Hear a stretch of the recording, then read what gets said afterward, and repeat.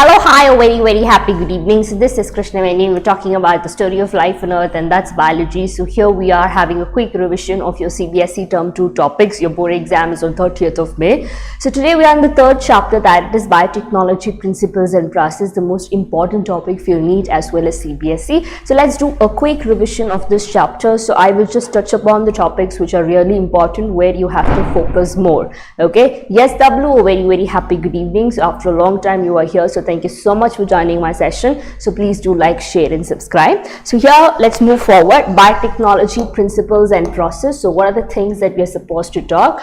So when you talk about biotechnology, so we are concentrating on these 3 steps, how to implement these 3 steps.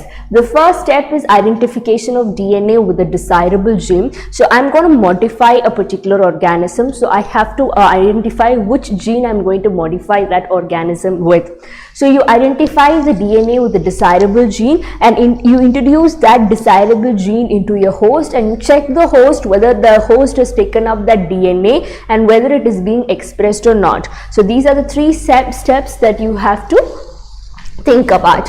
All right. Yes. So what are the tools of recombinant DNA technology? So you're going to recombine a particular thing, right? So for example, if I'm going to add, say for example, Einstein's gene into my DNA, so my existing DNA is changed. So it is called as recombinant DNA. To make this process happen, so I use certain tools. So the first tool is restriction enzyme, the second tool is cloning vector, and the third tool is competent host. Okay.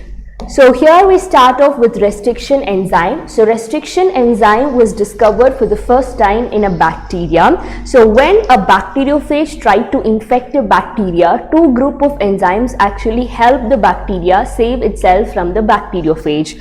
So those 2 enzymes, one was your DNA methylase, the other was endonuclease. So when your new DNA is formed, so if I have 10 power 14 cells, all my cells have my DNA, right? So for our body to identify which is our DNA, there's a small labeling done. So just like if it's your book, you write your name and keep. If it's your object, you actually go write your name and keep. So when you live in hostel, you you write your names in the bucket or everything that you have owned, right? So similarly, so when the DNA is your own body's DNA, the body labels it by a methyl chain. Okay. Hello. Yes. Hi. Thank you so much for joining my session. So please do like, share and subscribe. So the body labels our enzyme, DNA and keep, that is your methylase enzyme. Okay, so when this viral genome comes and integrates with the cell's genome, so it can easily differentiate because the viral genome will not have the methyl tag. So it will quickly cut it and throw the virus away, that is your endonuclease. So that was how your endonuclease was identified first. Okay, so don't just spam around here. I have told you good evening and hello. Yes, I have replied. So don't keep spamming around. If you're interested to listen, listen. Otherwise, walk away. Okay. Fine. So now, why do we need restriction enzyme? For example, if I'm going to take Einstein's IQ gene and put it inside me, I cannot take the entire gene of Einstein. I have to cut that portion of Einstein's gene and put it inside me. So how do I cut? It is not like I'll take it like this and cut it with my scissors. So I will have to need a molecular tool, and that molecular scissors will be my restriction enzyme. So this restriction enzyme is a larger class of enzymes that is called as nucleases. So they belong to a family called as nucleases. Fine. So exonucleases and endonucleases are the 2 things here. So they belong to a family. So there are 2 types of restriction enzyme. One is endonuclease, the other one is exonuclease. So exonuclease removes the nucleotides from the ends of the DNA, whereas endonuclease at specific locations in your DNA. So this cuts the DNA at the end. Which one? The exonuclease. Which cuts the DNA at specific position? That is your endonuclease. Fine. So this is your exonuclease. This is your endonuclease. So see, it creates cuts at the end. So that is your exonuclease. Fine. Okay.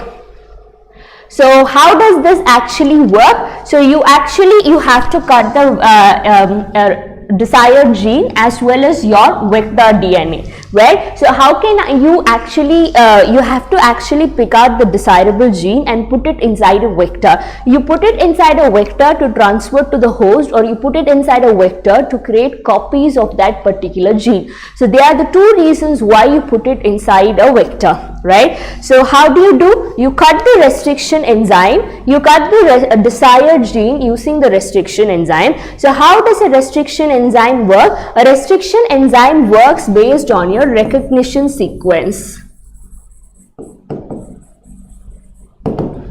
So this recognition sequence can be 6 base pairs long, right? So this 6 base pairs, this can be palindromic sequences.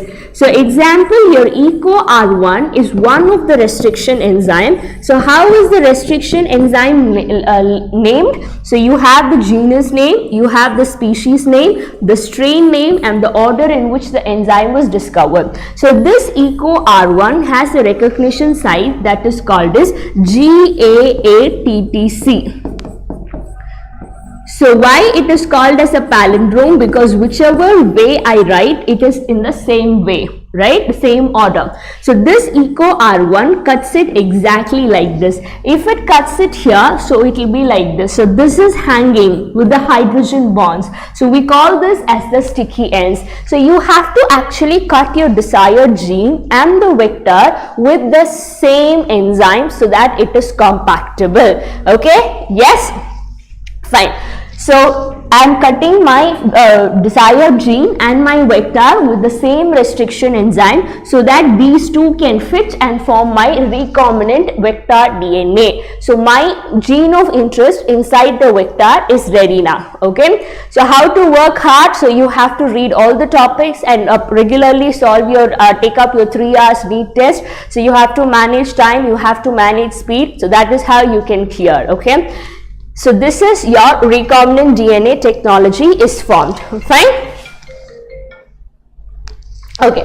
So now let's move ahead. So exactly like this. So once your foreign DNA is here, so it is joined and you have the recombinant DNA right here. So now moving forward.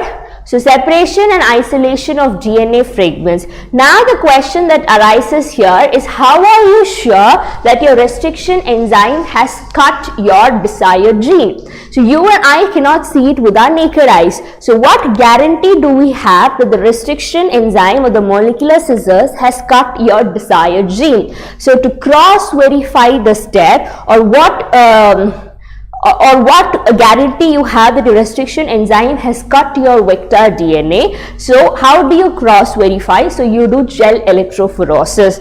So agarose gel electrophoresis is a method to cross check if your restriction digestion has worked or not. So here you separate the DNA fragments based on size alone. So in the standard electric field, so the DNA fragments move from the negative charge to the positive charge. So DNA is as such negative charge, right? So it moves towards the positive charge. So when I cut the DNAs, when I say for example ECO-R1 cuts at the particular site GATTC, so there are many possibilities that this GATTC can be repeated n number of times in your genome. So everywhere there is GATTC, your ECO-R1 will keep cutting. So you will probably have many fragments in your agarose gel electrophoresis. But how will you find your fragment of interest inside agarose gel electrophoresis? Is using the ladder or the reference. So that tells you which is your gene of interest. Right? So how can you see the bands at the end? Is by staining with UV light. By staining with ETBR, you can see the bands under the UV light.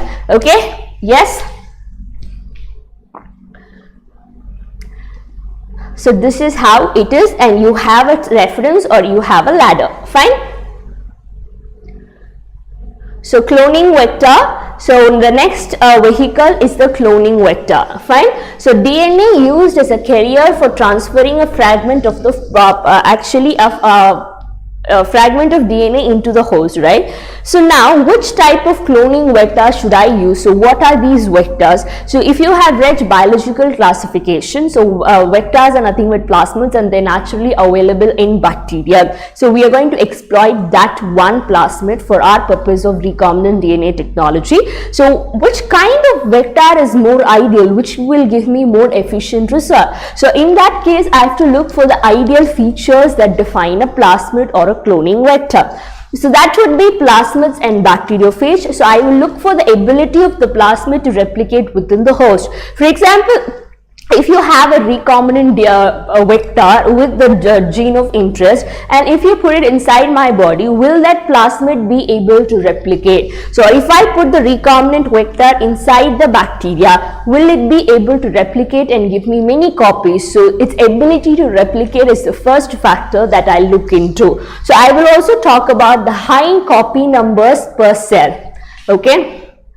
So the plasmids have, sometimes plasmids have only 1 to 2 copies. So some plasmids can have 15 to 20 copies, 15 to 100 copies, etc. So ideally a plasmid should have a ORF site, that is to initiate this is ORI site, this is to initiate the replication. So sometimes it can be connected to a promoter, like a motor you can say. So you have the restriction site, so I should be able to cut with my restriction enzyme, right? And I should have a selection marker. So what is the function of a selection marker? A selection marker is used to find out or tell us that yes, my gene of interest has joined with the cloning vector. Fine.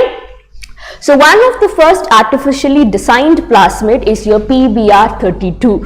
So P stands for plasmid, B is Bolivar, R is Rodriguez, so 332. Okay, so PBR332 is the first officially designed plasmid. So if you look at, you have to memorize this diagram, so you can have questions from this diagram. So please go through this diagram. So you have restriction site ECO-R1, HIND3, BAM-H1, PUV2, they are restriction sites, they are restriction enzyme. So apart from that, they have ORIC site and ROP site. But can you see there's another thing called as AMP-R and TET-R gene. So AMP stands for ampicillin, R stands for resistance. TET stands for tetracillin, this is tetracillin resistance. So this ampicillin and tetracillin are antibodies, okay? Sorry, they are antibiotics. So antibiotics are the ones which kill the bacteria. Ultimately, this is obtained from a bacteria, and if I want to replicate it inside a bacteria, and if ampicillin is there, it's going to give me a provided advantage. What is that advantage? So when I actually grow, when I supply the food to a bacteria, and in the food if I give ampicillin, still this will grow. Normally bacteria should die in ampicillin because it's antibiotic, but since this resistance gene is there, it will grow. The same thing with tetracillin. Alright, so these are the features that you should look into. So the first one is the ability of the plasmid to replicate selectable markers. So you should talk about whether they can take up the foreign DNA or not. So you have the selectable markers, ampicillin, tetracillin, etc. For example, if I use my restriction site, which is actually present in the AMP-R gene, so when I use the molecular scissors, the AMP-R gene is cut out. So now my plasmid will not grow in an ampicillin resistance gene. So that is a way I can know, yes, my gene of interest is present inside the plasmid. But using all these antibiotics, so it is a pretty tedious process. So we actually prefer the other method, that is insertional inactivation. So what is this insertional inactivation? So I'll explain you insertional inactivation here. Suppose if this is your PBR322 vector, so this is a gene that codes for beta-galactosidase enzyme. So this is a gene that codes for beta-galactosidase enzyme. So what does this enzyme do? This enzyme actually breaks down your lactose into glucose plus galactose. Okay. But this enzyme also converts a substance called as 𝐿 into a blue colored product. Fine. So what happens is, if there is a restriction site of this beta-galactosidase gene, say for example my ECoR1's restriction site is here. So I am using this ECoR1 enzyme and chopping this beta-galactosidase gene off and inserting my gene of interest here. So how will I cross check that my gene of interest has been inserted? So actually I will put 𝐓𝐴 from the top, and if the colonies turn blue, then there is beta-galactosidase. My gene of interest has not integrated. Okay? Yes? If it is white colonies, then my gene of interest is present, beta-galactosidase is absent. Okay? So if I have white colonies,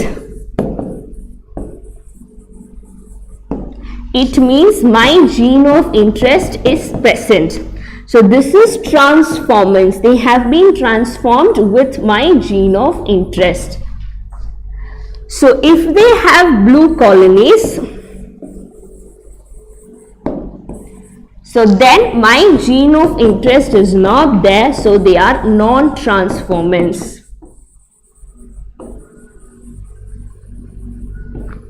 So this is positive and negative selection. Okay. Yes, I told you the tip. I guess you didn't listen. So you'll have to rewind the video and check for the tip. I did tell you. Okay, so this is insertional inactivation. So what are the other vectors that is available for the practical use? So if I want to insert a gene inside the plant, so which vector I will use? I will use a vector from a particular bacteria that is called as Agrobacterium tumefaciens. So this particular bacteria has a plasmid that is called as a TI plasmid. So naturally this TI plasmid causes disease in the plant. So TI stands for tumor induced plasmid. So we are using this natural phenomena, destroying the virulence gene of this particular vector and inserting your gene of vector. So if you want to insert a gene of interest inside an animal or inside a human, we use a retrovirus. So retrovirus is the group of enveloped virus. So inside the retrovirus, you deactivate the genetic material of the virus and you put your gene of interest and you insert it. Okay, so this is how it happens. Yeah, so the next tool is your competent host. So if I have a foreign DNA and if you insert a foreign DNA, so what guarantee that my body will take up the foreign DNA? So if I am having a recombinant vector and if I want to insert it inside a bacteria, so what guarantee that the bacteria will take up the foreign DNA? So DNA is negatively charged, right? So it has this phosphate group. So it is hydrophobic, so it cannot easily cross the water loving layer of the lipid membrane. So in that case, it needs a help. So we actually create pores in the membranes of the bacteria or in the membranes of the host to uptake the foreign DNA, right? So first we actually treat them with divalent cations so that you destabilize the membrane, thus creating pores so that your foreign material can enter inside the DNA. So what are the methods by which you can insert the gene of interest? One is through your microinjection method, the other is biolistic. So bioalistics, you use the gold coating, tungsten, etc. Fine. So the entire process of recombinant DNA is this. So first you isolate the gene of interest. So then you actually fragment it by restriction enzyme. Then you do gel electrophoresis. From the gel you take it through elution, right? You amplify it using PCR. Then you ligate it. Then you grow it in large scale, right? So this is the entire order. So the steps that are highlighted in black are the ones I haven't explained you. I'll explain you. So now we are going to see how isolation of DNA happens. So if it's a bacterial cell, you have to obtain a DNA from, you break the bacterial cell wall. To break the bacterial cell wall, you use lysozyme. To break the fungal cell wall, you use chitinase. And to break the plant cell, you use the cellulase. Right? Then you destroy all the proteins and the ribonucleases. Fine. So the purified DNA precipitates after the addition of chilled ethanol. So amplification of GOI using the PCR. So how do you amplify a particular gene of interest using PCR? So recently all your COVID-19 swab test was using RT-PCR. That is reverse transcriptase polymerase chain reaction. You amplify a specific region. So what happens here in PCR is this. right? So if this particular region has to be amplified, so first I denature them, that is first the step, then the primers go and attach, that is annealing, then I extend it. Similar to the replication that happens in vivo during your genetic machinery, right? The same way. But what are the requirements here? You need the template which has to be replicated. So you need primers. So you need your tag polymerase. Here you cannot use DNA polymerase, you use tag polymerase from Thermus aquaticus, and you need your DNTPs, the nucleotides which the polymerase can add. So namely it is done in 3 steps: denaturation, annealing and extension. Fine? Yeah, so this is exactly how your PCR happens. So you have a target DNA. So the target DNA is first denatured. It is separated into 2 different strands, and for the corresponding region you have to amplify.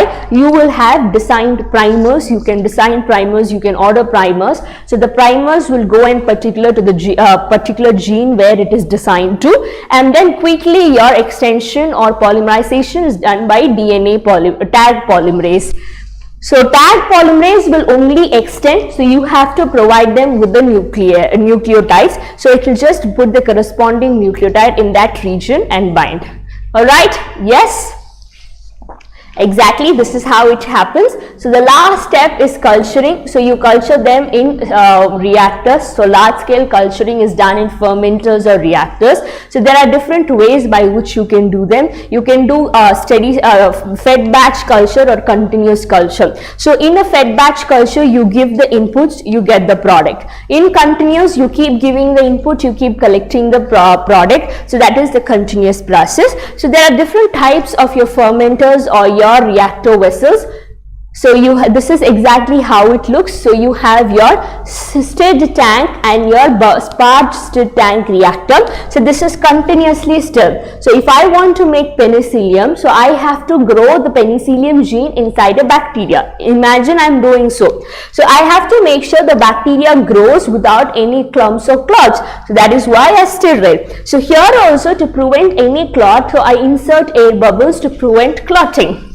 Right? So the last step is you do the furnishing process, the cleansing process. Suppose, see, I have put my gene of interest and I'm culturing the bacteria. At the end, I need only my gene of interest. I don't need any secretions inside the bacteria. So this is the purification step, that is your downstream processing. So I have given you a very quick revision of your biotech principles and process. So it's a must-read chapter for your NEET as well as your CBSE. So please read your NCERT. So that's my humble request. So where can the questions come from? So the questions can come from these 5 regions. One is your restriction enzyme. So they can ask you questions about the recognition sequence, the restriction enzymes, what are the different types of restriction enzymes, whether they cut both the strands or at which backbone, right? So cloning vectors, PBR332, so the diagram will be asked. So they might ask you questions about where is the AMPA gene, what is the restriction site near the AMPA, the tetrad gene,